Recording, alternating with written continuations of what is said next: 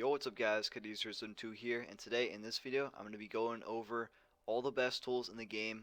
So tools are actually counted as an item, but they're a little bit different because they're basically items that you can attach to your Pokemon. So the description is here on all the tools here, but there's quite a few of tools in this game, but there's not a lot of good ones.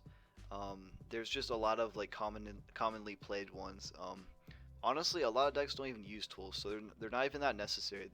But in some certain decks, they can be a decent addition. Okay, so starting off with all the standard tools, there's really not a lot, to be honest. But we got Air Balloon. This is probably the most common one you'll see in standard.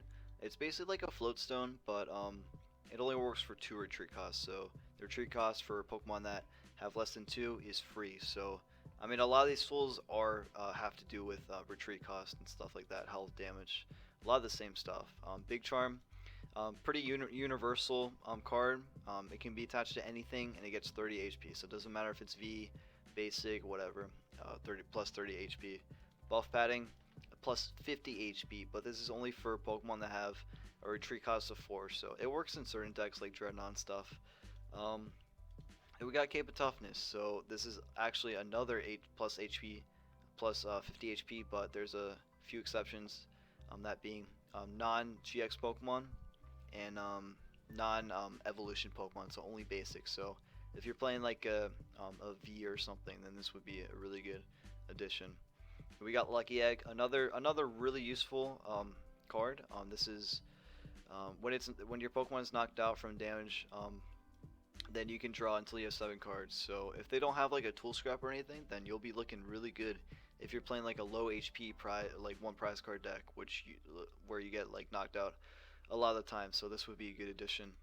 If we got Metal Goggles, this only has to do with steel decks, but the steel Pokemon this card is attached to takes 30 less damage from your opponent's attacks. So if you're playing like Lucario Melmetal, like this stuff really adds up. You can have a really tanky steel deck with items like this. And we got Telescopic Sight, so a really new card. This could be used for Salamence, other bench hitting Pokemon, but this does 30 more damage to your opponent's V and bench Pokemon GXs. So this can literally like one hit, or I mean not one hit, but like 3 hit, like Crobats and Nenes if you keep doing this over and over again. So this 30 added damage is really useful, dude.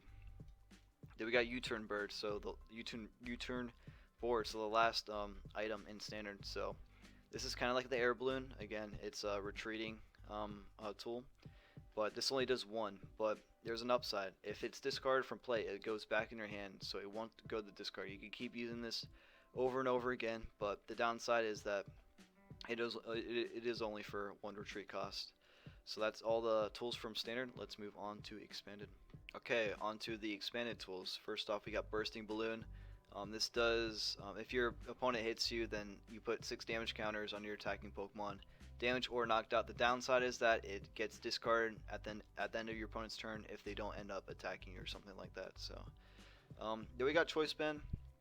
This is pretty good damage, 30 damage, but the downside is it only does to Pokemon GX and Pokemon EX. So with V's in the game, V maxes, this will not affect it. So kind of an outdated card, but it still can be useful. We got Fighting Fury Belt, again a really good tool actually. It only works for basic Pokemon though, but they get plus 40 HP and then 10 more damage. So this could be really tanky on like tag teams and stuff like that. Basic Pokemon. Floatstone, probably the best tool in the game, honestly, in expanded. Absolutely no retreat cost. It doesn't matter if they have like 4, 3, doesn't matter. If it's attached to Pokemon, then they get free retreat. So probably the best tool in the game. Then we got Focus Sash, a really annoying card to deal with sometimes, but it only works on fighting Pokemon. But basically, if your opponent knocks you out, basically, you'll be left with 10 HP instead, so you won't get knocked out. It does discard, but it basically saves you a turn. So this is a really underrated card, I feel like. We got Lucky Helmet, kind of like the Lucky Egg, but it doesn't need to be knocked out. It could just be damaged, and then you draw 2 cards. So this could be used for like tanky Pokemon that your opponent has to keep hitting over and over again. Muscle Band, Pretty universal, plus 20 damage. Just really good for that extra damage if you need it. Poison Bar. This is only good for like poison decks. If it's damaged by your opponent's attack, it gets poisoned. So it could be paired with stuff like Verbank to do more damage each turn. We got Wishful Baton. This Pokemon is knocked out by damage. Move up to 3 basic energy Pokemon or energy cards from that Pokemon to one of your bench. So this could be really useful if you're playing like a lot of basic energy in your deck. Okay, so that's it for the best tools in the game. Honestly, the only tool you really need is Float if you're playing Expanded, and Air Balloon if you're playing Standard. Those are like the most common tools you'll encounter, but a lot of the other ones can be served in certain situations and decks. So that's gonna be it for the video, guys. If you did enjoy this video, make sure to leave a like, subscribe to the channel, and that's it, guys. All right, peace out.